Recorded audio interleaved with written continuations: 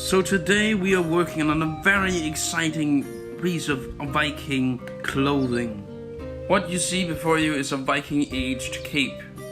This cape on the inside will be rabbit skin to hold whoever wears it warm during the winter. We have finds of skin being used on the insides of capes in the Mammen grave in Denmark.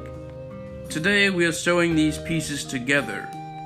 Although we are starting with a modern marker, the Vikings would have most likely used coal or something else to mark up their lines.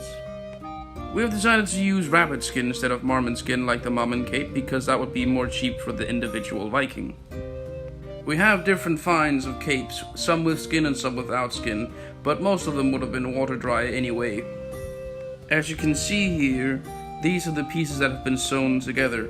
As you can see, they're hand sewn, just as the Vikings would have. But before we can sew, we must of course cut, and the process of cutting can be quite tricky because you don't need to cut all the way through and ruin some of the hairs. However, you need to cut deep enough so when you tear the skin, it will follow the pattern of which you have cut. As you can see here, we are ripping the skin apart, allowing the fur to stay on either side, minimalizing the amount of fur that we lose. As you can see, the hair is not falling off but staying on the different side of the pieces of skin. This is very important to have a nice looking skin or fur. We do not have direct evidence of Vikings using this technique, however it's highly likely that they have, because it's so effective and leaves a very nice product. When these pieces have been cut into the right shape, they are of course hand sewn together. Every single piece of Viking clothing would have taken ages to make because it was all made in hand and it was all made with no machines. So it's highly likely that your average Viking wouldn't have a lot of pairs of pants or shirts because of the amount of time it would take. It would probably only be the wealthy.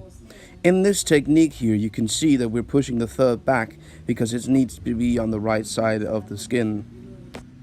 This helps tremendously in hiding where the sewings are, making it look like one giant skin.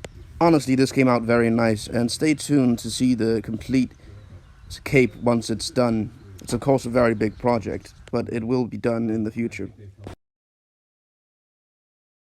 And as you can see, there's the sewing, and on the other side it just looks like one big piece of animal. You can't even, if you really feel for it, you can sort of feel it, but this method sort of secures that it just looks wonderful. And of course this is only like a quarter of the cape, but this will turn out very nice. And thank you all for watching, and stay tuned for more sewing content.